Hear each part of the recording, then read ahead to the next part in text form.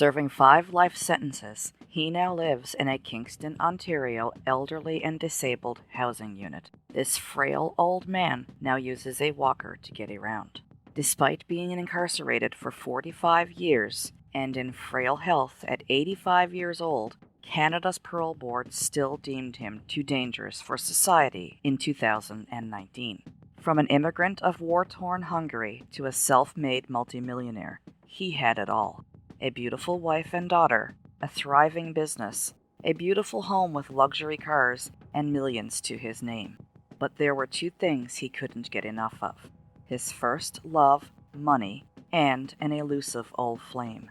He was a man so obsessed that he committed horrific acts of violence to get what he wanted.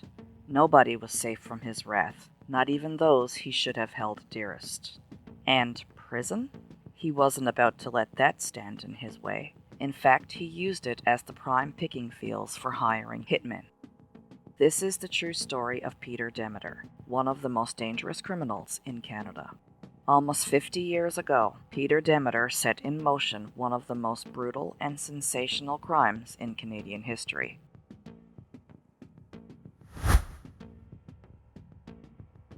On the morning of July 19, 1973, Dundas Crescent, Mississauga, Ontario, was lined with several news vans and police cars dotted the perfectly manicured circular driveway of House 1437.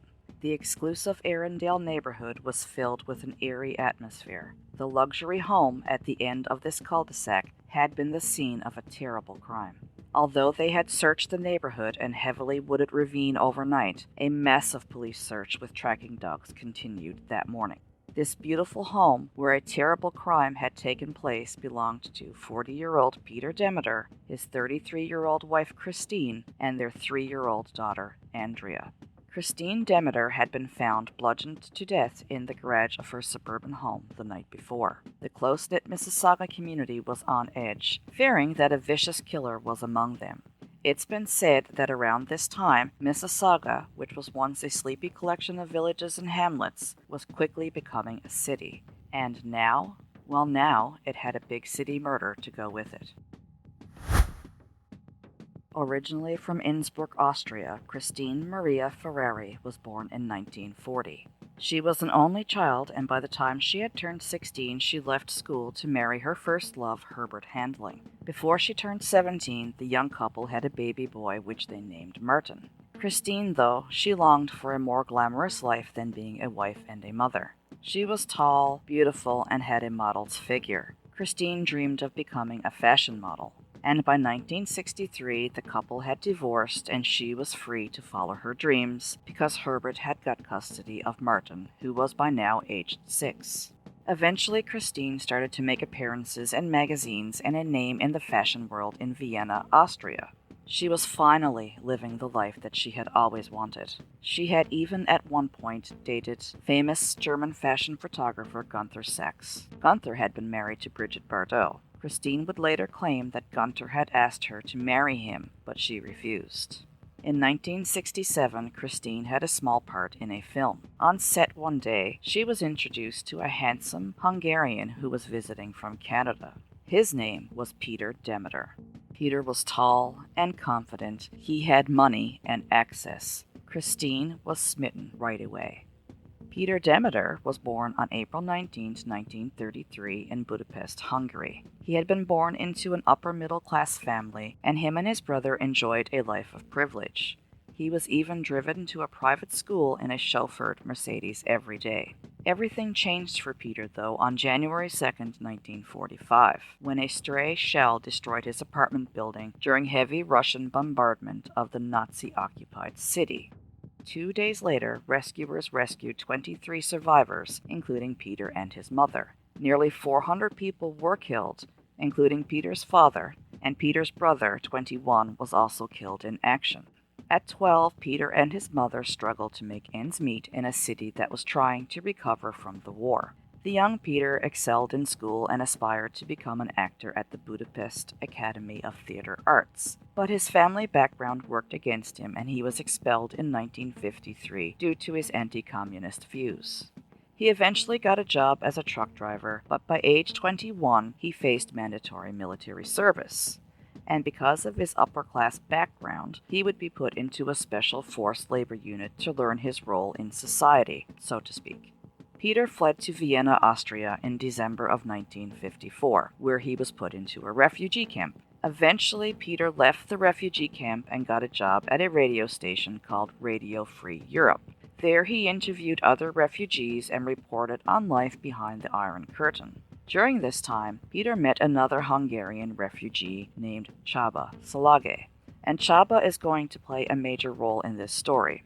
Peter and Csaba would become very close friends, and later Peter would even invite Csaba to join him in Canada.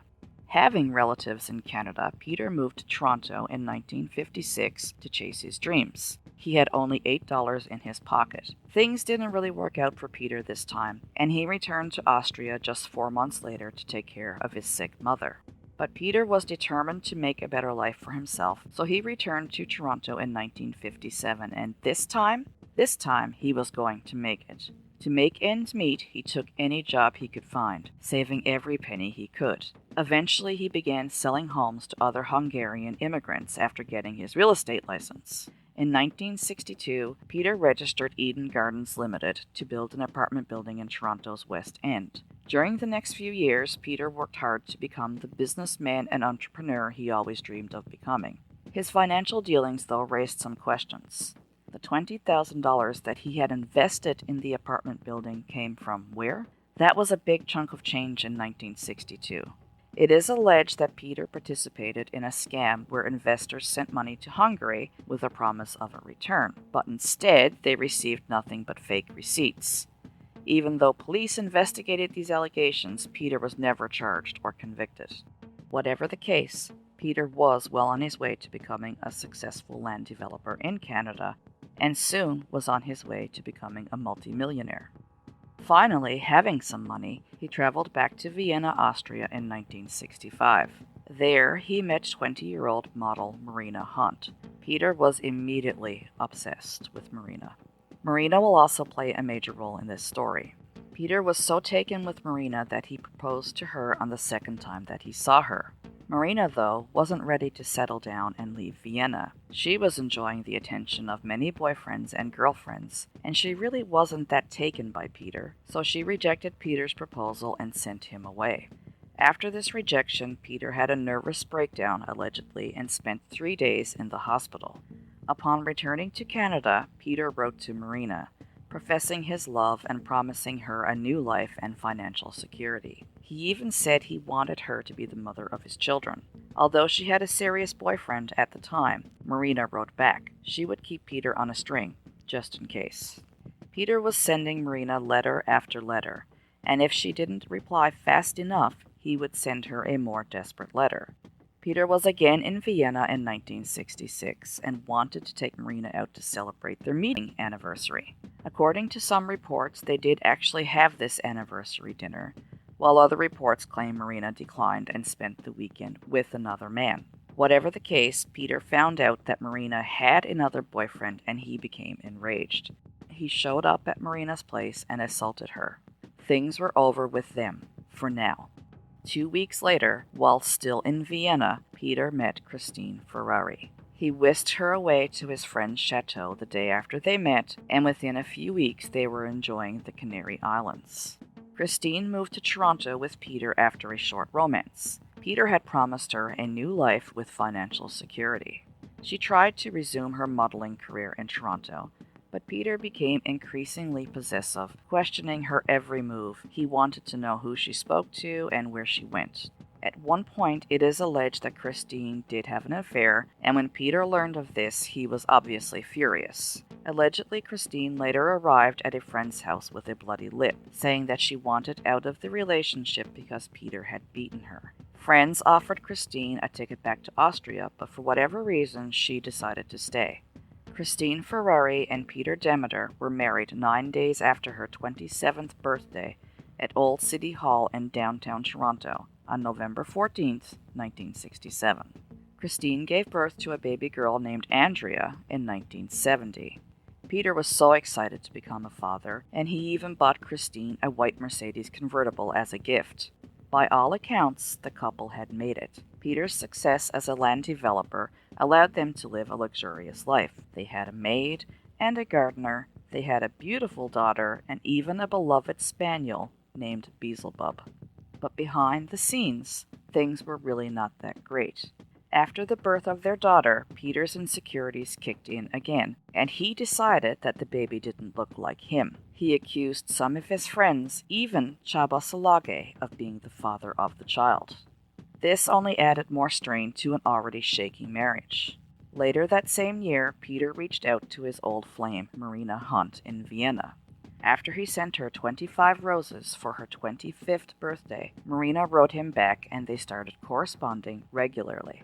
Peter would send expensive gifts and money while Marina kept on taunting him about her jet-setting lifestyle and her love affairs with men and women. Finally, in the spring of 1973, Marina wrote Peter to say she was getting married. The news didn't go over so well with Peter. He sent her a plane ticket so they could spend a romantic week together in Quebec in June of 1973. The couple decided that they wanted to be together, but there was a problem. Peter first had to get divorced. Marina returned to Vienna on June 12th with a ticket already booked to return to Canada on July 26th. Just 4 weeks after this romantic rendezvous in Quebec, Christine Demeter was dead, and Peter, he no longer needed a divorce. The house on Dundas Crescent was the Demeters' first real family home. They had moved a lot while expanding Peter's portfolio. This house had a double garage and 2 acres of land on a dead-end street. The family enjoyed the privacy of the gardens as they played by the pool. July 18, 1973, the Demeters had house guests from out of town. Dr. Sybil Brewer, a friend of Peter's from Hartford, Connecticut, had brought along her 2 German nieces, Katja and Celia. Vivica Esso, the daughter of some of Peter's old friends, and a Canadian friend of the German girls were also staying at the house. Peter was taking the guests into Toronto to shop this day. The 2 girls from Germany wanted to buy some authentic native moccasins, and Peter had to check on his work projects. They had to take Christine's oyster-colored Mercedes that day because Peter's Cadillac was stuck in the garage due to a broken door. It was a tight squeeze for 6 people, but still, Peter insisted on taking Beelzebub the dog. Christine's plans for the day were to relax by the pool. One of her favorite pastimes was laying in the sun to keep her golden tan. Sybil, her nieces, and their friend went to the Yonge Street Mall in downtown Toronto. Peter took 16-year-old Vivica with him as he checked on his work projects. Vivica had wanted to stay back at the house that day to relax, but Peter had convinced her to go along. Vivica thought of Peter as her uncle, and as they drove around, he rambled on and on about his troubled marriage and told Vivica about his fear with Marina Hunt. He told her about his recent trip to Quebec with Marina, also telling the young girl that Christine was his rebound marriage after Marina had turned him down years ago. Vivica wondered to herself, why did he tell me? I can actually imagine how awkward it must have been. Vivica was more than happy when they returned to the mall to pick up the others. With everyone back in the Mercedes, Peter drove to one of his job sites in Riverdale. The women would later say that Peter seemed frantic to find one of his contractors. He tried calling this contractor during lunch, to no avail. After lunch, he again searched for the contractor he so desperately wanted to speak with, but he still couldn't find him. Meanwhile, back at the house, Christine was chatting with a neighbor who had stopped over for a swim, and Andrea was playing with her babysitter and her babysitter's 2 sisters. When the guests left, Christine was sunbathing on the diving board.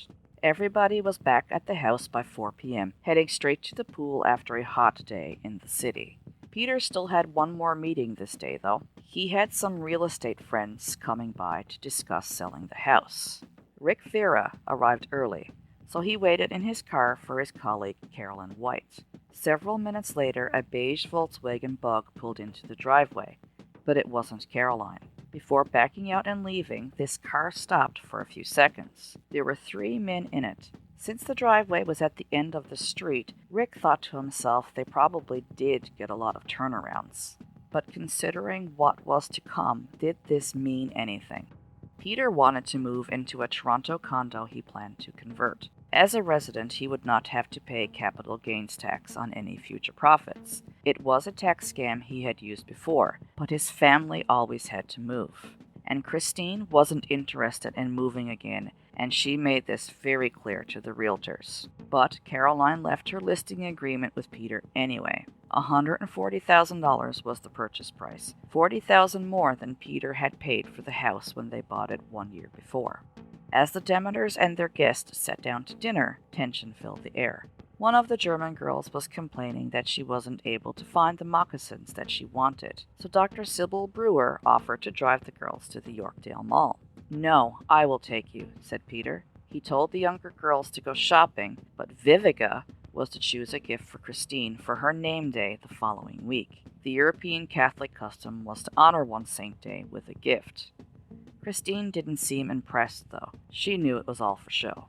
That evening, the gardener had also come by to spray for weeds. He would later note that Peter was surprised to see him and asked him if he could return another day. Peter said he didn't want to spray for weeds since they had guests. This made sense to the gardener since the spray did smell. No problem, he figured. He would go back another time. 7:45 p.m. As the group was leaving, Christine asked, "What about dessert?" Peter replied, "We'll have coffee and dessert when we get back." As everyone crammed back into the Mercedes, Peter picked up the dog and put her in the car. "You're not taking the dog with you, are you?" asked Christine. Peter replied in German, clearly annoyed. They arrived at the Yorkdale Shopping Center at 8:15 p.m. Peter told everyone to set their watches for 9:15 to meet back up. And when they got to the mall entrance, though, the doors clearly stated that animals were not allowed. So Peter told Vivica to go ahead and look around the jewelry store while he took Beelzebub back to the car. Vivica would later recall that Peter was gone for a long time. Then around 8:35, she saw him in the jewelry store talking on a phone. Who was he talking to, she wondered. And as she approached him, he waved her on. But then just a few minutes later, he handed her the phone, and it was Christine. Not quite an hour later, Peter and guests pulled into his secluded driveway. He checked his watch and said, "It's 9:45. We're just in time for coffee."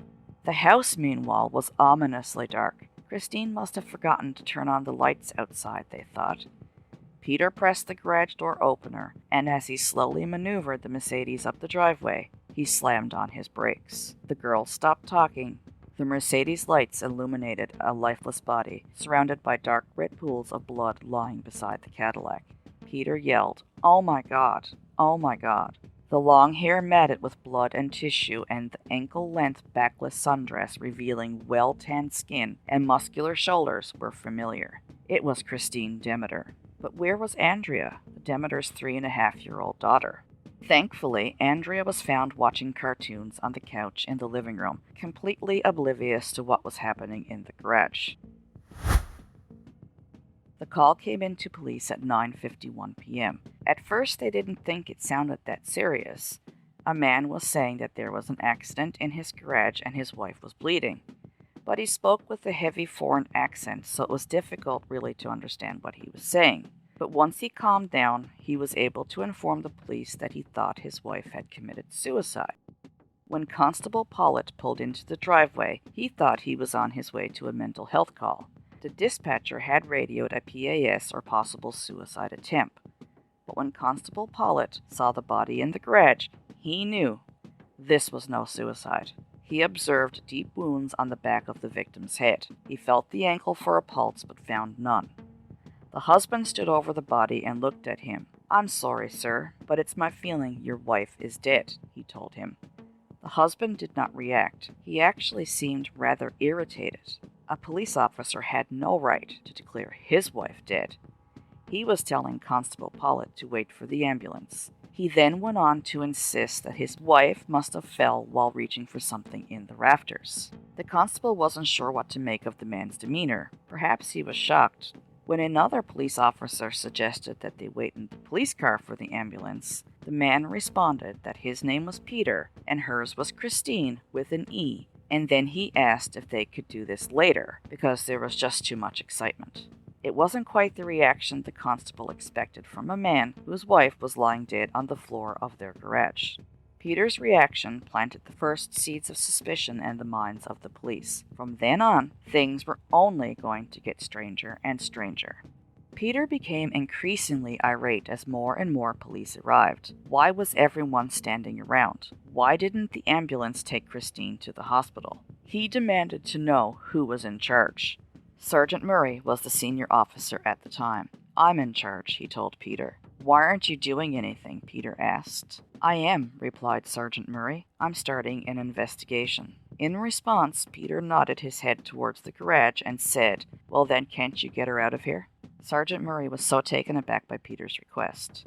Barry King, a detective constable, said right from the get-go they were suspicious of the way Peter was just standing there. He would not leave the garage, and he was acting very strangely.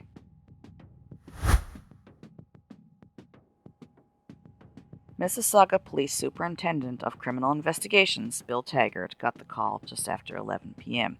He knew it was something big because his fellow police officers didn't bother him at home. Sergeant Chris O'Toole was on the phone, and according to him, Taggart needed to get to 1437 Dundas Crescent crime scene ASAP. 2 hours after Peter called 911, Bill Taggart stood in the garage, staring at the body. The first thing he noticed was the blood. Not the amount, although there was a lot, but what was most alarming was the color of the blood. It was bright red, which indicated to him that the woman had just passed away. It may have been only just a few minutes before she was found. She was lying face down on the cement floor with her hands tucked under her like she was sleeping. She lay next to the couple's Cadillac. She wore an ankle-length brown gown and silver slippers, one of which had fallen off and was lying next to her. She had bruises all over her body and a severe head injury at the back of her skull. Her hair was matted with congealed blood and brain matter. As soon as Taggart saw it, he knew that this was no accident or no suicide. Christine Demeter had been bludgeoned to death with a heavy object. Blood splatter on the Cadillac indicated that the murder weapon had been raised and pounded repeatedly, but no murder weapon could be found in the garage, so Taggart ordered a search right away. He thought maybe Christine had surprised an intruder attempting to break in, but no windows or doors appeared to have been tampered with, and the little girl was found safe inside. The scene in the garage looked like something from a horror movie. It was said that blood and brain matter covered everything in the garage. And then there was the husband, who seemed to be offering up his theory before anyone even asked what had happened. For a man with an airtight alibi, Taggart wondered, why was he acting so suspicious? He acted aggressively with the first responding officers, who were expecting a distraught husband, and at other times he seemed strangely calm. It was very bizarre. While waiting for the ambulance, Peter, standing near Christine's body, even demonstrated how he thought Christine had fallen. It was like he was trying really hard to convince people. Peter was also acting like every question was an accusation. When he was asked to come to the station for questioning, he asked, "Am I under arrest?" Detective Sergeant Chris O'Toole and Detective Barry King met with Peter Demeter at 12:50 a.m. "What is going on here?" he asked. "Am I under arrest?" He was told that he was not, but they did have to ask him some questions. Peter was evasive and gave bizarre answers. He was doing a very terrible job of attempting to divert attention from himself. His actions caused police to view him as their prime suspect pretty much right away. Peter had already told another officer that he and Christine were having marital problems. He also had revealed something that really caught the police's attention. Christine had a life insurance policy worth $1 million, and Peter's arrogance and aggression did not impress detectives. "Now, how are you going to deal with this?" he asked. "Will I be treated as a man who just lost his wife or a suspected murderer?" Sergeant O'Toole told Peter that they were only investigating Christine's death and asked where he had been the night before, but Peter refused to divulge any information. "Tell me how she died," he asked. And Peter's condescending attitude really rubbed police the wrong way.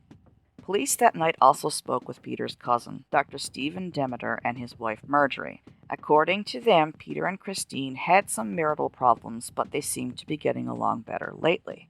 They were asked to take the Demeter's daughter Andrea home with them. Taggart tried speaking to Andrea, but quickly realized that she had not heard or seen anything. Peter Demeter and Detective Taggart met for the first time at 3 a.m. Thursday, July 19, 1973, the shocking headlines in the Toronto newspaper read, "Mother found beaten to death in Mississauga." She was found lying in a pool of blood on the floor of their garage after her husband came home from a shopping trip. The police investigated the scene and identified the victim as Christine Demeter. Reporters were knocking on neighbors' doors to see what had happened the night before, as police canvassed the neighborhood.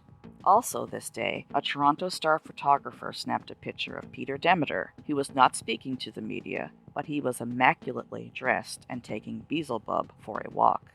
Peter was also asked this day to accompany police to identify Christine's body. Peter looked at Christine's naked body on the autopsy table and said matter-of-factly, "She's very much my wife, Christine." He then noticed that the pathologist was a fellow Hungarian. In Hungarian, he asked the doctor whether his wife had died in an accident or a homicide. He then said that he and Christine had sex on the morning of her death, and he joked that he was licensed to do that as her husband. The doctor, meanwhile, wasn't impressed. He didn't reveal anything to Peter, but he knew that Christine hadn't died in any accident. Christine was hit 7 times with a blunt object. Her skull had been crushed and her thumb had a deep cut from defending herself. The pathologist ruled Christine's death a homicide less than 24 hours after her body was found in the garage. The Mississauga police offered a $3,000 reward for any information leading to the arrest of Christine Demeter's killer. Peter added $10,000 to the reward. Outwardly, he expressed his desire to find his wife's killer, but his actions suggested otherwise. Also on the day after Christine's murder, Peter met with lawyers at his home for the first time. He called the Pomerant and Greenspan law offices, a high-priced Toronto law firm. Joe Pomerant was a prominent criminal lawyer, and his younger partner was Eddie Greenspan. Even the lawyers themselves wondered why had Peter contacted them so quickly after Christine's murder, especially when he wasn't even charged with anything. The first meeting with his lawyers included a $15,000 retainer. In later statements, Joe Pomerant said he offered Peter $15,000 worth of advice. Say nothing to anyone. But Peter had already talked too much. He did forget, though, to mention his mistress to police. The Demeter's neighbor, Joan Tennant, had done that. She told police that a few weeks earlier, Christine had told her that Peter was having an affair and that she had found love letters between him and his mistress. Christine had also spoken with a lawyer named Ronald Bitterman about her legal rights in the event of a divorce. She wanted to make sure that Andrea stayed with her. Christine had also told another friend that Peter would not divorce her, since she knew too much about his business dealings. She also told this friend that they were going to get rid of her. After hearing this, Detective Taggart knew Christine's brutal death was caused by someone very close to home. Detective Taggart placed a wiretap on Peter Demeter's phone less than 36 hours after Christine's death. In those days, laws around surveillance in Canada was relatively lax, so Taggart didn't need to get a court order to begin wiretapping. With every call Peter made now secretly taped, he continued to ignore his lawyer's advice and talk to everyone about the murder and the police investigation. The more Peter talked, the more convinced Taggart became of his guilt. Taggart and his team got a huge breakthrough when a call came into police. Rita Jeffries barely knew the Demeters, but she had dated Csaba Szilagyi, Peter's closest friend. After seeing the newspaper headlines about Christine's brutal murder, she remembered a strange conversation that she had had with her then-boyfriend. He had said he could make a lot of money by killing Peter's wife. 2 days after the murder, the Mississauga police arrived at the Mr. Pizza where Csaba Szilagyi worked, and it didn't take long for Csaba to spill his guts. His story was actually unreal. Starting less than a year after they were married, Peter talked about several schemes to orchestrate the accidental death of his wife, and he had been talking about that ever since. One scheme was to electrocute Christine in their pool. Another involved cutting her Mercedes brakes. Another was staging a foiled break-in, where Csaba would sneak into the house with a gun, hand it to Peter, who would shoot Christine before he shot himself in a non-life-threatening manner. Yet another was to lure Christine to one of Peter's construction sites, hit her over the head, and push her down a flight of stairs. Csaba claimed that to prevent Peter from carrying out his schemes, he would reject every one. Despite claiming to care deeply for Christine, Chaba failed to warn her about her husband's plan for some inexplicable reason. Moreover, he told police that Peter asked Christine to meet him 2 days prior to her death at a Dawes Road location. Peter had hired a hitman, allegedly, to meet Christine, but when she arrived, she had Chaba's new girlfriend, the Demeter's former maid, with her, and the hired hitman didn't follow through. He said it was $10,000 for killing one person, not two. And Peter was allegedly outraged and blamed Chaba's failure to keep his girlfriend away for the botched hit. Still, though, Chaba didn't warn Christine. Detective Taggart couldn't believe what he was hearing, but if there was any truth to what Chaba Salage was telling, they had their killer. Chaba passed 2 lie detector tests before being asked to become a police informant. They figured only Peter's best friend and confidant could get Peter to confess to hiring a hitman to kill his wife. Christine knew she was a very beautiful woman, and she worked very hard to maintain her model figure. She swam in their family pool every evening, and she still knew at 33 she could turn any man's head. Now she lay in a closed casket at a funeral home. Chaba, wearing a wire, chatted with Peter at the funeral home. Having a private conversation in the parking lot, Chaba told Peter how the police were sniffing around and asking a lot of questions. He was feeling nervous and said that he wanted Peter's advice. Peter reassured Chaba that he had nothing to worry about. He believed they could outsmart the police, so he ordered Chaba to play dumb, not to speak, and not to take a lie detector test. Though he did not actually admit to anything, Peter implied to Chaba that there was some sort of middleman involved, and he was not aware of who had actually killed Christine. After speaking in Hungarian for several minutes, the 2 men ended their conversation. Peter knew Chaba would stand behind him, and as he returned to the funeral home, he missed the nondescript delivery van in the parking lot. Little did he know there were 2 detectives inside the van, one of whom spoke Hungarian. On July 22nd, Christine Demeter was laid to rest. In the following weeks, Peter continued to meet with Chaba Salage. He continued to speak about the police investigation as Chaba continued to mislead him. And although he refused to admit that he knew who killed his wife, he did hint at having some beef with him. Christine was hit so many times in the head that no one believed it was an accident, which really upset Peter. According to him, the hired hitman had effed up the job.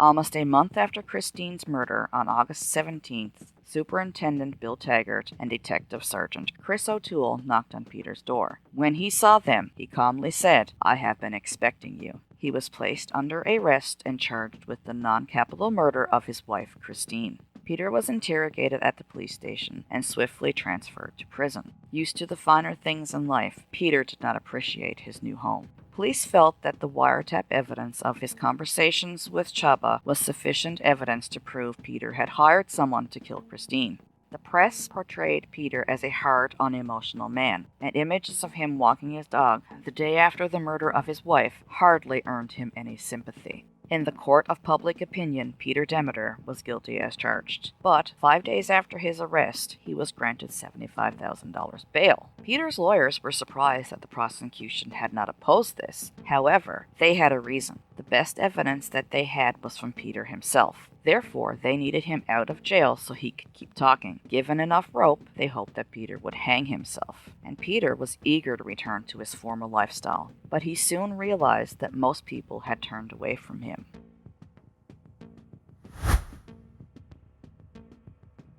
Five weeks after the murder, Detective Taggart received a mysterious call. Toronto police had killed an armed prison escapee named Laszlo Epper in a shootout. As the police searched Epper's apartment, they found a scrap of brown wrapping paper with 2 names scribbled on it: William Taggart and Peter Demeters. What did this piece of paper mean? Laszlo Epper was also an immigrant from Hungary. In 1967, he was sentenced to life in prison for attempted murder. After 6 years in the Collins Bay Penitentiary, he escaped.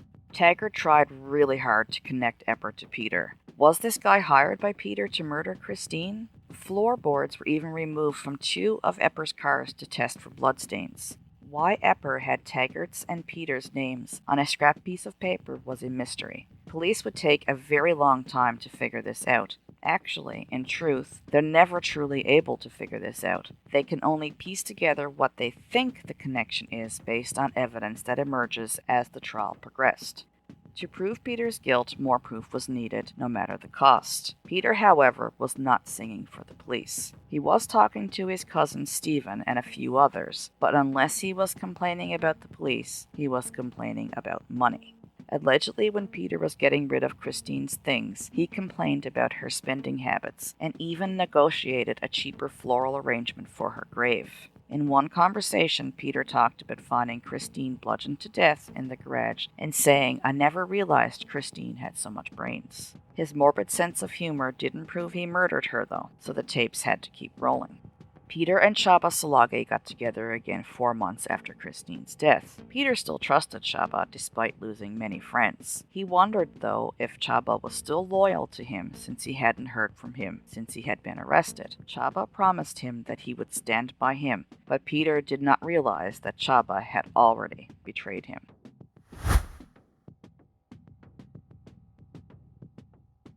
The preliminary hearing for Peter Demeter began on January 28, 1974. The defense immediately requested a press ban on evidence presented at trial.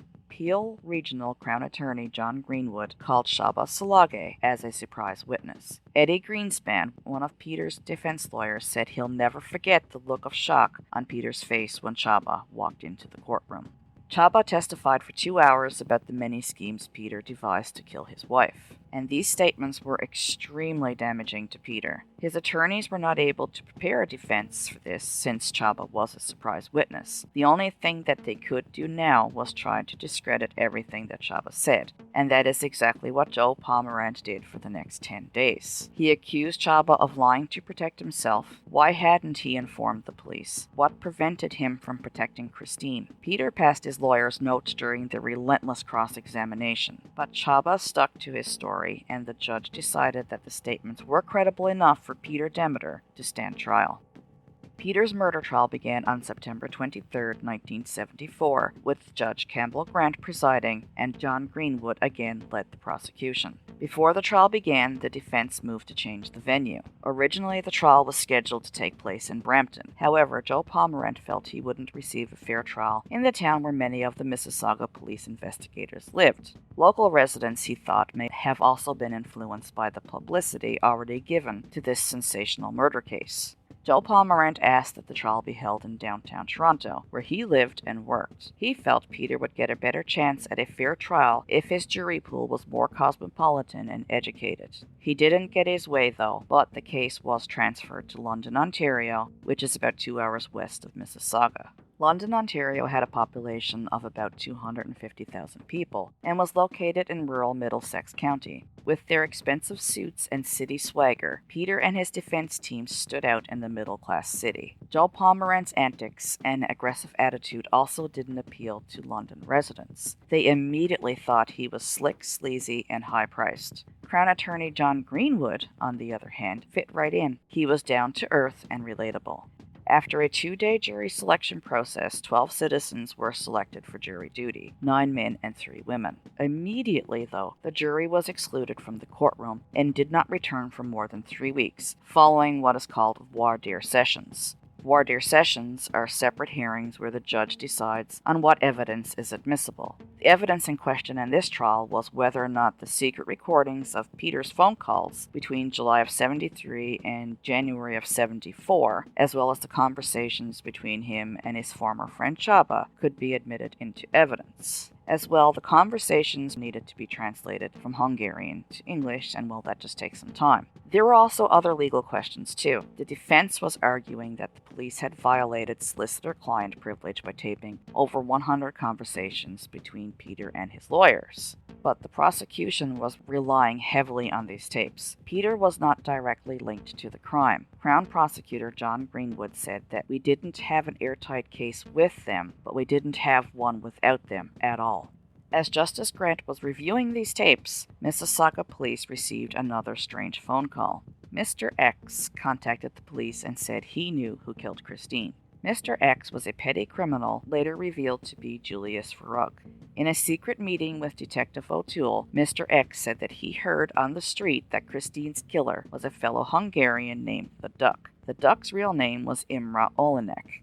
Police tracked the Duck down, but he had already fled back to Hungary. However, his girlfriend Maria was more than willing to spill the beans. She said that the Duck had a large sum of money in the spring of '73, which he concealed in a large roll of papers, and it came from a rich millionaire husband who wanted his wife beaten up. According to her, the Duck was hired by a guy named Ferric Stark. However, the Duck took the money without harming the woman, and soon after fled the country. Maria still had the roll of papers that had hidden the cash.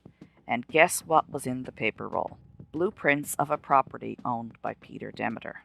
Maria says that Ferric Stark had come looking for the Duck and was furious when he discovered that the Duck had fled.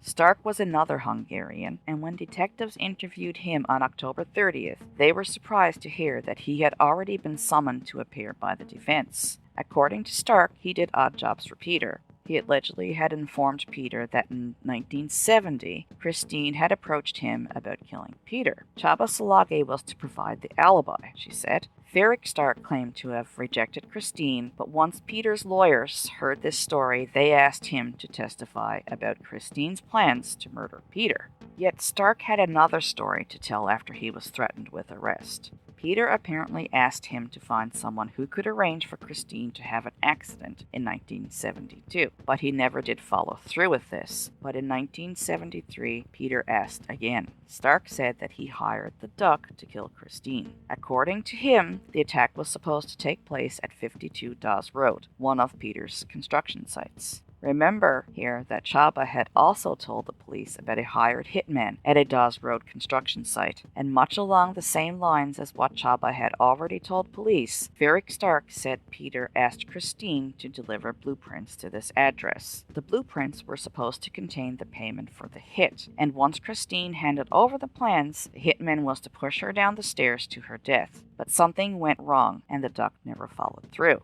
We can assume here that is because Christine showed up with Csaba's girlfriend, and the Duck wouldn't follow through with killing two people for the price of one. Stark said Peter was furious because the Duck had betrayed him and Stark. He wanted his money back. However, Stark claimed he approached the Duck because he knew he wouldn't do the job. Despite being a criminal, he wasn't a murderer. His confession to police implicated him in a murder plot, so the prosecution offered Ferric Stark immunity if he agreed to testify against Peter. On October 15th, 3 weeks after the trial began, the jury was allowed to re-enter the courtroom to hear evidence. The prosecution presented its case. Peter hired an unknown assassin to murder his wife in the garage of their house in July of 1973. Although the prosecution had 105 witnesses ready to testify, their first task was proving the death was actually a homicide. They figured that the defense would try to say that Christine had died as a result of an accident. So Crown Attorney Greenwood consulted 5 medical experts, including the coroner, who concluded that Christine died of severe head injuries. Someone had literally beaten her brains out. The clothing worn by Christine the night she was murdered was displayed to the jury. Her blood-stained clothes only added to the reality of her brutal death. Despite the strong evidence, Joe Pomerant aggressively cross-examined each expert. It was reported that Peter showed absolutely no emotion as the horrific details of Christine's brutal murder were repeated in court. The first officers and detectives on the scene of the crime testified that Peter's reaction at the scene was strange and unemotional. Peter insisted that Christine fell after reaching for something before anyone had even asked him. The defense, meanwhile, offered a theory for who might have murdered Christine, if in fact she was even murdered. Joe Pomerant suggested that she may have been the victim of a serial killer, Henry Robert Williams, who had murdered 2 women and attempted to murder another in sexually motivated attacks in the neighborhood within 2.5 months of Christine's death. The defense questioned police about how the crimes compared. However, they did not. At the time, Williams wasn't even in the area. The pathologist concluded that Christine had not been sexually assaulted, despite semen on her body. Remember that Peter had admitted to having slept with Christine the day she died, and this was undermining his lawyer's claims that Christine had been sexually assaulted. Next to take the stand was Vivica Esso and Dr. Sybil Brewer, two of the house guests that had been staying with the Demeters in July of 73. Vivica recalled Peter was acting strange that day and kept insisting on taking the dog even though dogs were not allowed in the mall, and how he had waved her away from the phone when she was in the jewelry store. The prosecution was saying here that Peter was on the phone with Christine at that point asking her to retrieve something from the garage. A second set of keys to the Cadillac was found on the front seat, and blood was found inside the vehicle, indicating that Christine had reached into the vehicle when she was attacked. Vivica was a prosecution witness, but she did reveal something that was a bombshell. The day before Christine was killed, she had told Vivica that she knew Peter was having an affair and then jokingly said, "Wouldn't it be nice to knock him off and get his money?" Dr. Brewer testified that her old friend Peter seemed perfectly fine on the day that Christine died. Peter had told her about his romantic trip with Marina, though, and that he was considering divorce. Christine also had confided to Dr. Sybil Brewer that she did not want to divorce again. Next on stand was Lila Dearant, the Demeter's former housekeeper. She no longer worked for Peter, as she was now living with Chaba Salage and they were engaged to be married and were also under police protection. She told the court that Peter always yelled at Christine and forced her to stay within a very strict budget. Christine had to show Peter receipts for everything she bought. Sometimes she would even take receipts off store floors to keep him happy. Peter once told Lila that his dog Beelzebub would inherit everything, but Christine would get the color TV because the dog didn't watch TV. Marina Hunt was next to take the stand, and everyone expected a gorgeous femme fatale, dubbed as the Austrian Beauty. But they were shocked to see a plain girl in plain slacks, a plain blouse with her hair combed back and no makeup.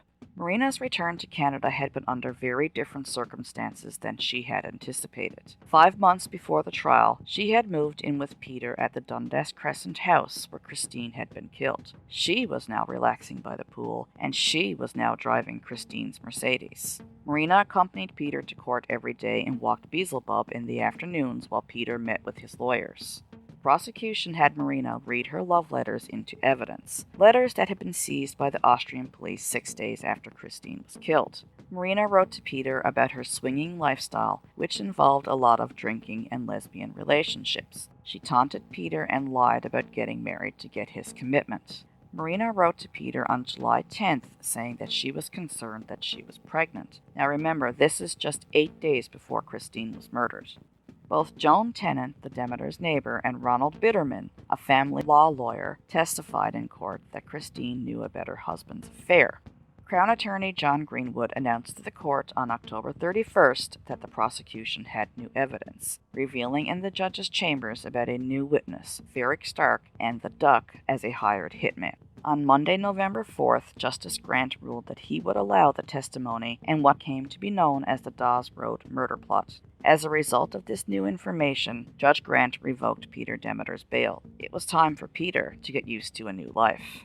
According to Ferric Stark, Christine had approached him about killing Peter, but he refused. He also admitted in court to hiring the Duck to kill Christine for Peter in the Dawes Road murder plot. The media was absolutely captivated by this murder trial from the beginning, but in response to Stark's testimony and the presence of a hired hitman named the Duck, the news media went into overdrive. Was it possible that Christine and Peter conspired to kill each other? Now, Joe Pomerant was still trying to plant doubt in the jury's minds. What if someone else was responsible for Christine's death? And he actually did call serial killer Henry Joseph Williams to testify. And Williams spoke without emotion and in an oddly honest manner. He said it was true that he had killed 2 women and raped and attempted to kill another. However, he had not killed Christine Demeter. Mr. X was the next witness to take the stand. He arrived in court wearing a white cloth mask over his head to hide his identity, and court referred to him as Tom Smith. He had contacted Mississauga police in October to tell them that a fellow Hungarian named the Duck had murdered Christine Demeter. Under oath, though, he remembered more. Now he was saying that the Duck had told him directly that he killed Christine for $10,000. Now, according to Ferric Stark, the Duck disappeared after the murder plot on Dawes Road, but is it possible that he could have returned 3 months later to complete the job? According to Maria, the duck's girlfriend, he was not in the country when Christine was killed. And this Mr. X had received a $2,000 reward from the Mississauga police after giving his testimony. So who really knows? This is the part of the story that is not fully understood. We don't know what roles Ferric Stark, the duck, or Laszlo Epper played in the murder. The Crown's star witness Csaba Szilágyi was next up. In his account, he described his conversations with Peter about plotting to kill Christine over the past 5 years. On his second day on stand, he read out the English translations of all the conversations between himself and Peter that were recorded after Christine was murdered. Cross-examination of Csaba was lengthy, and Joe Pomerant went after Csaba's credibility. Even if any of it were true, what kind of man was Csaba, that he had not done anything to protect Christine? Joe Pomerant said that Csaba Szilágyi was an ungrateful, dishonest turncoat. But Csaba stood his ground, though, and never really wavered from his story. And what do you know? A surprise witness for the defense came forward and said that he knew who had murdered Christine and that it had absolutely nothing to do with Peter. Former prizefighter and convicted arsonist Joseph DiNardo took the stand. The Mississauga police had come across his name while investigating Ferric Stark and had decided to contact his lawyer to see if DiNardo knew anything about the Demeter case. Much to their surprise, it turned out that he did know a whole lot actually about the case, supposedly. Under the protection of the Canada Evidence Act, DiNardo told the jury that Christine had offered him and a friend $10,000 to kill her husband 1 month before she was murdered. The friend's name was Laszlo Epper, the prison escapee who had been gunned down by Toronto police. DiNardo said that Epper had approached him about a big score. Christine Demeter would drug her husband and then have them show up and shoot him in an attempt to look like a robbery. Christine said her friend Csaba Szilágyi would provide them with an alibi. DiNardo claimed to have refused her request, but the next time he saw Epper, 2 weeks later, he showed up at his apartment covered in blood on the night of Christine's murder. Epper was hysterical, saying that he had gone to see Christine for money, but they had argued and she had threatened to call police. Epper told DiNardo that he had killed her. He said that Epper changed his clothes, left, and he never saw him again. Several weeks later, Epper was conveniently gunned down by police. Did this explain the scrap piece of paper found in Epper's apartment with Peter Demeter's name on it? Under cross-examination, DiNardo insisted his story was true. He had not been asked to lie for anyone, he had personally never met Peter Demeter, and he was not being paid by anyone to give his testimony. The Mississauga police had contacted his lawyer, and it was his lawyer who had asked him to do the right thing and testify. With DiNardo's shocking testimony, the defense rested their case, and Peter Demeter did not testify on his own behalf. In his closing arguments, Joe Pomerant admitted that while his client had very strong motives for murder, none of them proved his client was guilty. He said Peter's alleged weird behavior on the night of Christine's death could have been anyone's reaction under such horrifying circumstances, even a juror. He went on to attack the prosecution's claim that Peter meticulously planned the murder and provided an alibi. He reminded the jury that it was not Peter's decision to go to Yorkdale, it was his house guests. Peter had only offered to drive them. He then targeted Csaba Szilágyi, saying that he was one of the most miserable humans on the planet, a chronic failure who may only be trying to save himself. He attempted to discredit Csaba's testimony by implying that he knew more about Christine's murder than he was admitting. But Joe Pomerant carefully avoided addressing any of the potentially incriminating evidence on the tapes between his client and his former best friend. He stated that the testimony presented during the trial indicated that Christine had wanted Peter dead. On the day before she died, she commented that she would like to have him knocked off to get his money. He told the jury that that was a statement to remember. As for Joe DiNardo's testimony, he stated that Christine was likely murdered by Laszlo Epper, whom she had hired and fired. After all, it was Laszlo who had Peter Demeter's name on a scrap piece of paper in his apartment. Crown Attorney John Greenwood, in his closing remarks, said that the murder of Christine Demeter was a brutal act against a beautiful woman. The isolation of Christine is what he called it. Peter called her from the mall to make sure she was in the garage at a certain time, after sending the gardener away and taking the teenage house guests shopping. Peter set up the hired killer and arranged for Christine to be in the garage at a specific time, all the while creating himself an alibi. According to Greenwood, Peter was pressured into murder by his mistress Marina Hunt, who had been writing to him about her affairs and urging him to divorce Christine. Peter acted out of greed, sex, and money, according to Greenwood.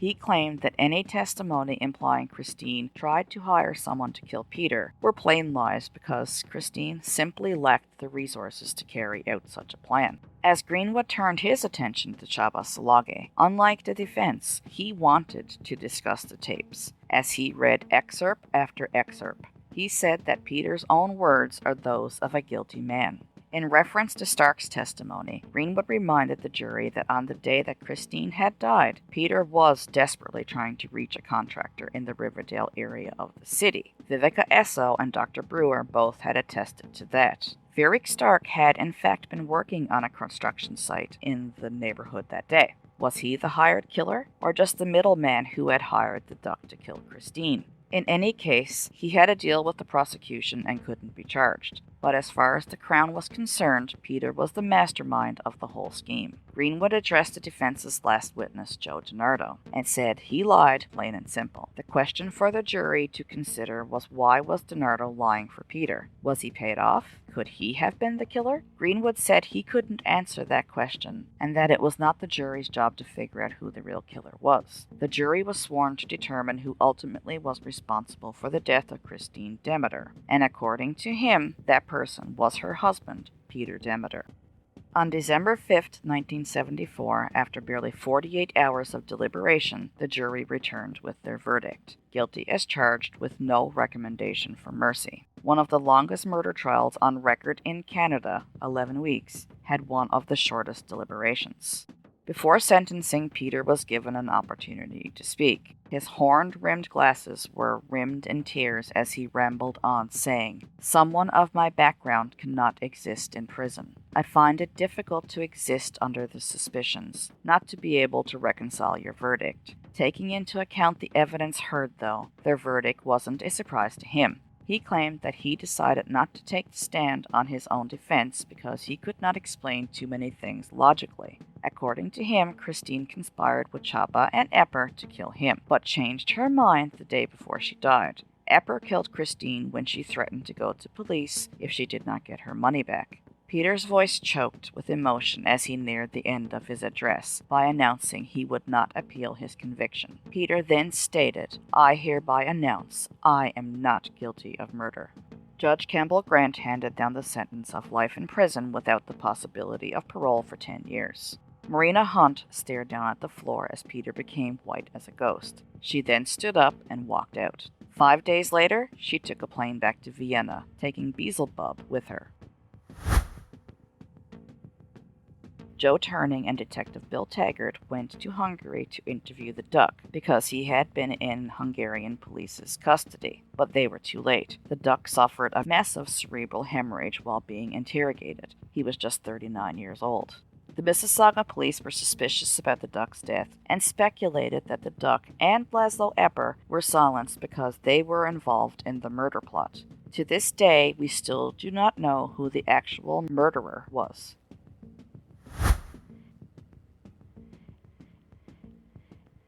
As Peter was adjusting to life in a maximum security prison, Marina began a new job and social life. 4 months after the trial, she told a Toronto Star reporter about skiing weekends in the Swiss Alps and a new wealthy boyfriend. She worked in a fashion boutique and also modeled part-time. Peter wrote to her every week from prison, but she confessed that she corresponded less often with him. "What's the point?" she replied when asked if she would ever return to Canada.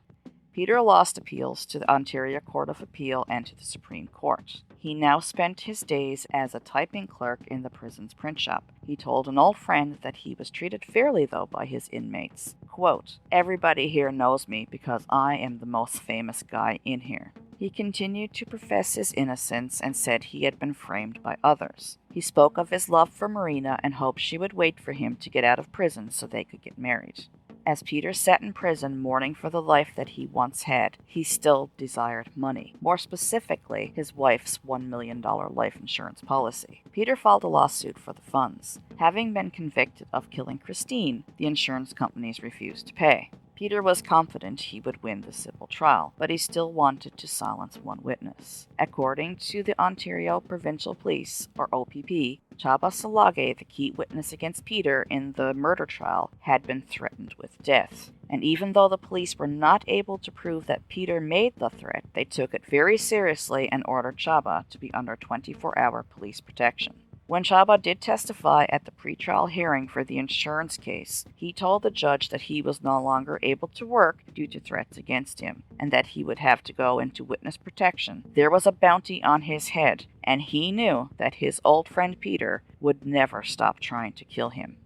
Peter was found unconscious in his cell after being beaten by another inmate at Millhaven Penitentiary in July of 1979. He was then transferred to the Warkworth Penitentiary Medium Security Facility near Peterborough, Ontario. But don't worry, Peter wasn't about to let a jailhouse beating prevent him from trying to prove his innocence and collect $1 million. He pursued the civil lawsuit for years. And Peter wasn't done yet with his evil plans, not by a long shot.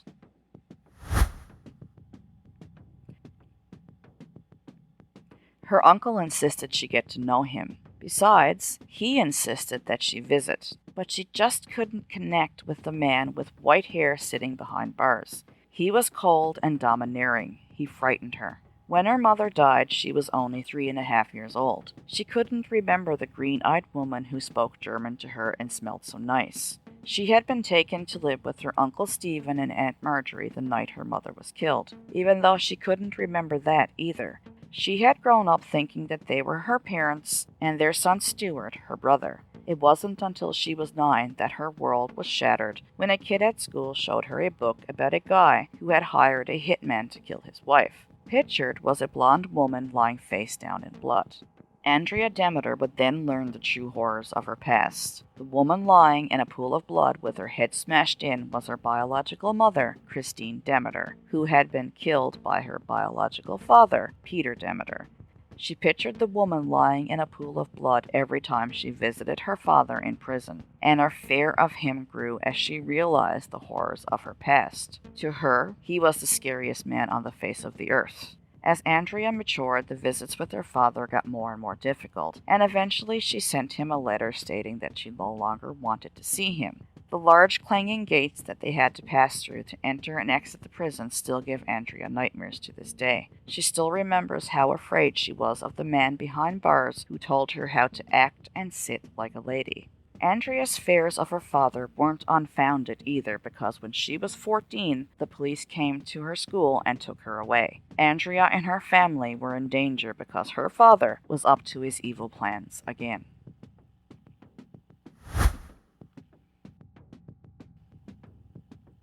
After serving almost 10 years in prison, Peter was granted day parole in 1983. Peter, who was 49 at this time, was living 8 days a month in a halfway house in Peterborough, Ontario. Allegedly, though, he was still able to manipulate those around him, those who were supposed to be guarding the convicted killer. He had persuaded a female prison clerk to accompany him to a party soon after being transferred to Warkworth. It was not just any party, it was a pool party arranged by Peter and another inmate using a one-day prison pass. Peter paid an exclusive Toronto restaurant to cater the party. Several of the guards at the prison were also rumored to be on Peter's payroll. Also around this time, Peter gave his first official media interview with the Toronto Star. He discussed putting prison behind him and focusing on his daughter, Andrea. He was hopeful about reestablishing their relationship. He just wanted to return to a normal life with his daughter and escape the media, he said. But Peter Demeter had more on his mind than fatherhood when he was on day parole. 7 months after this interview, Peter was arrested again. He was charged with arson, conspiracy to commit arson, and counseling others to commit murder. Fortunately, police had been watching him the entire time. Peter resented his cousin Stephen for having not only custody of his daughter, but also some control over his finances, and he was busy plotting his revenge. Mississauga police discovered the murder plot by accident while investigating 3 mysterious fires in Peter's Mississauga home in August of 1983. The property was for sale, but Peter had been having trouble selling it. Shortly before the fires, he had contacted a mortgage company. Since he was still pursuing the civil claim, he needed the money to pay his legal bills.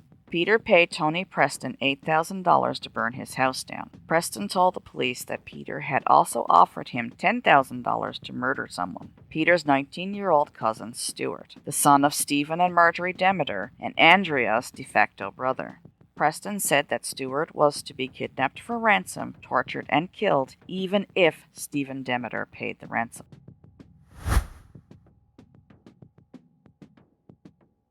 After years of not seeing her father, one day 14-year-old Andrea was pulled out of school by police and taken to a hotel. Her brother Stuart was also there. Andrea learned that her father intended to kill Stuart as revenge for her estrangement.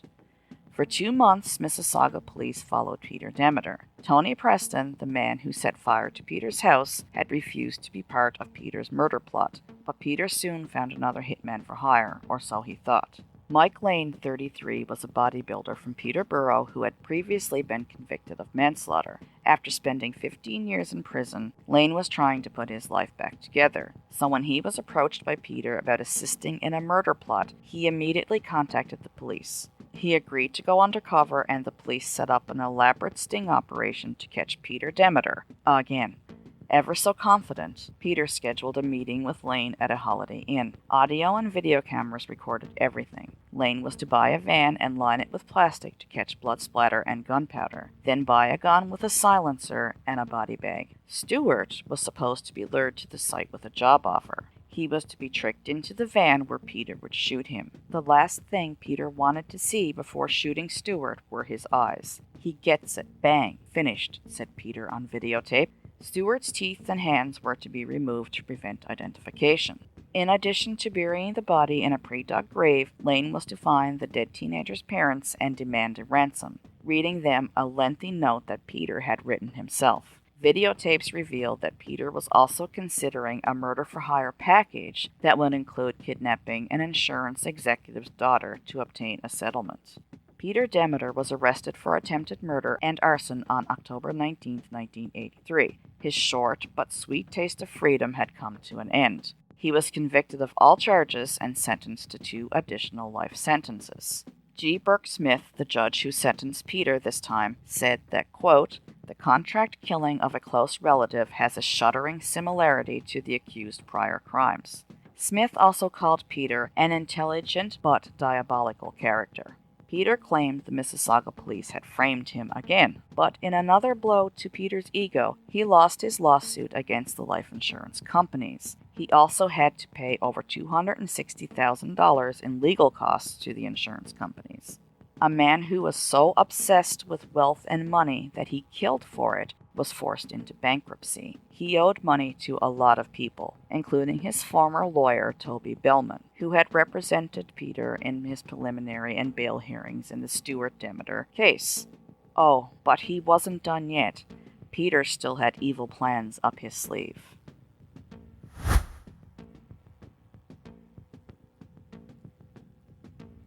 29-year-old single mother Lisa Ross met Peter while he was on day parole in 1983. She fell in love with him immediately, but just a week after they met, he was back in prison for trying to hire someone to kill his cousin's son. Toby Bellman had frozen some of Peter's assets when she realized that he had lost his civil suit because she knew that he couldn't pay her legal fees. Peter, ever so in love with his money, was furious. In retaliation, Peter conspired with his new girlfriend, Lisa, to kidnap Toby Bellman's teenage daughter, Eliza, between late July and mid-August of 1985. The original plan was to hire Peter's former cellmate, Michael Hodge, aka the Doberman Pinscher, but Lisa didn't deliver a letter from Peter to Mike. According to her, she could not do it because she was scared at the thought. Mike was ultimately deported to England. Then Peter, Lisa Ross, and Peter Winstanley, another of Peter's former cellmates, hatched another plan to kidnap and kill Eliza. The plan was to kidnap the teenager and demand a $400,000 ransom. She would have been killed if Bellman didn't pay up. The plot was foiled by Winstanley, though, who alerted police. Once again, police were investigating Peter Demeter.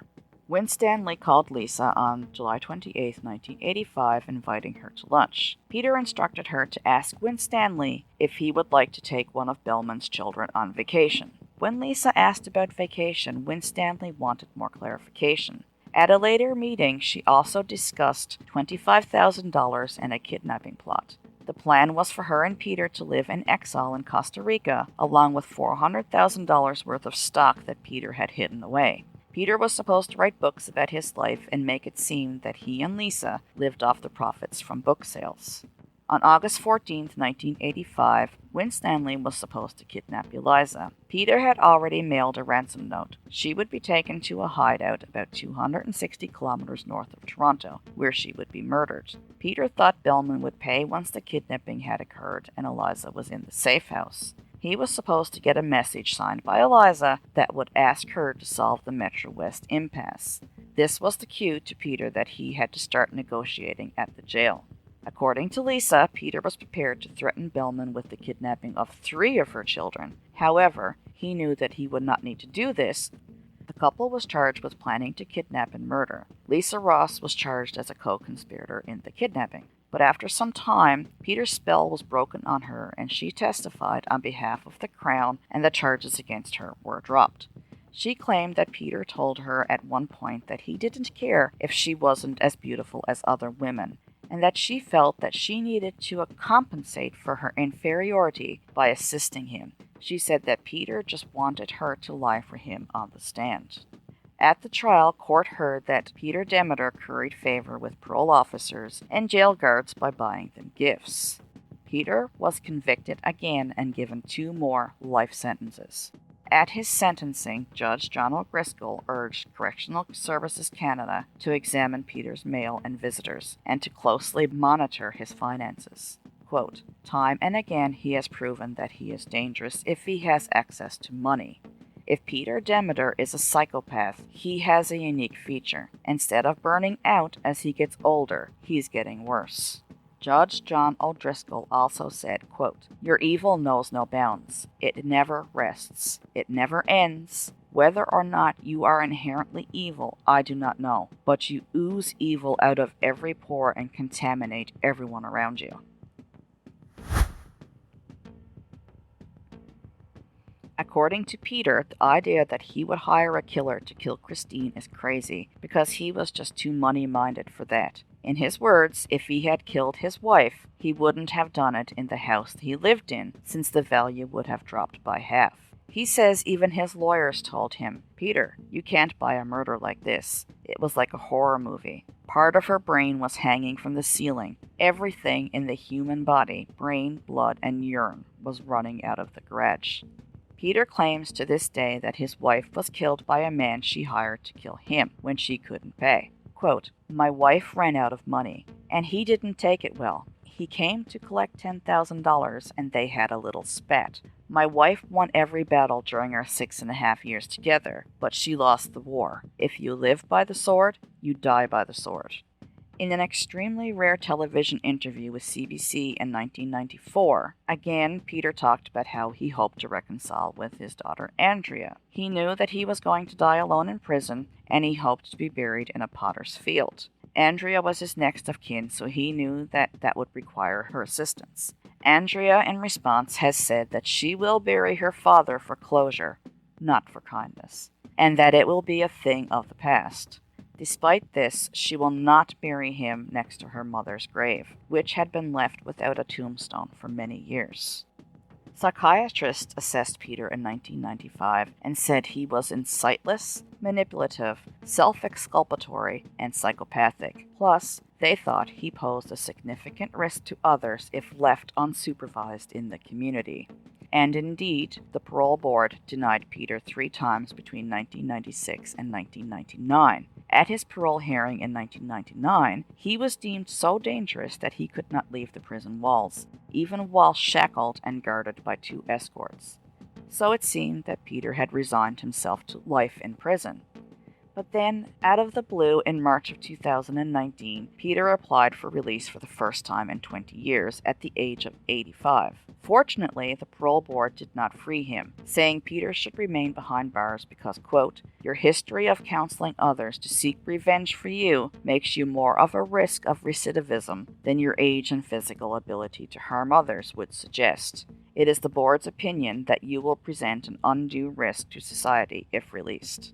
Even though he claimed he never killed his wife at his parole hearing, he couldn't resist claiming that she had cheated on him. And Peter's vengeance knows no bounds. He reportedly even has changed his will so that Andrea will only get $1 because he is angry with her that she posted about him online.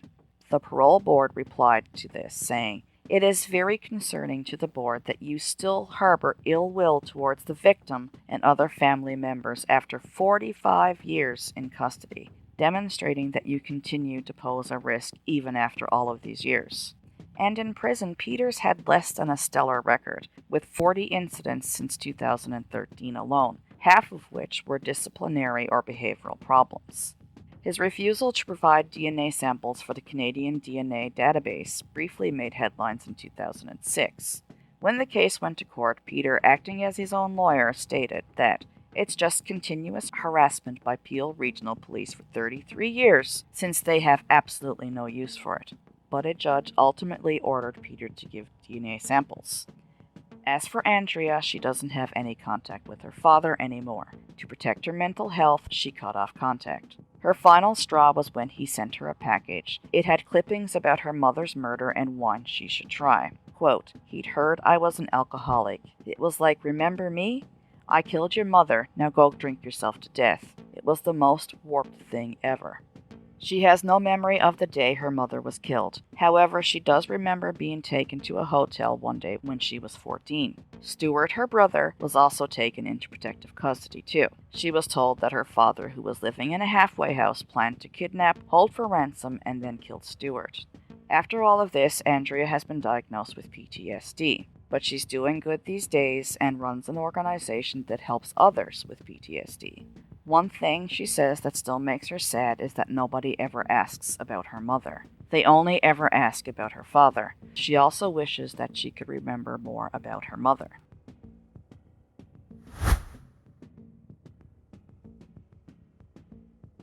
Sentenced to 5 life sentences, he lives out the rest of his days in a special housing unit in Kingston, Ontario, for the elderly and disabled. He's a frail old man who uses a walker to get around.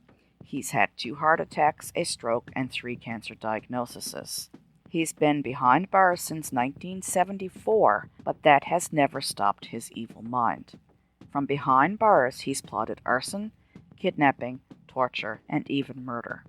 He admits to his other crimes, saying that I made blood-curdling threats to my cousin and my lawyer, but he insists to this day that he had nothing to do with Christine's death.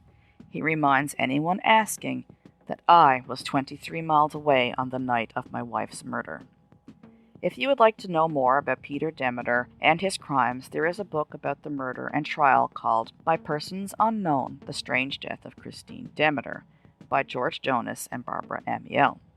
Also, there is a fictional movie in 1978 called I Miss You, Hugs and Kisses.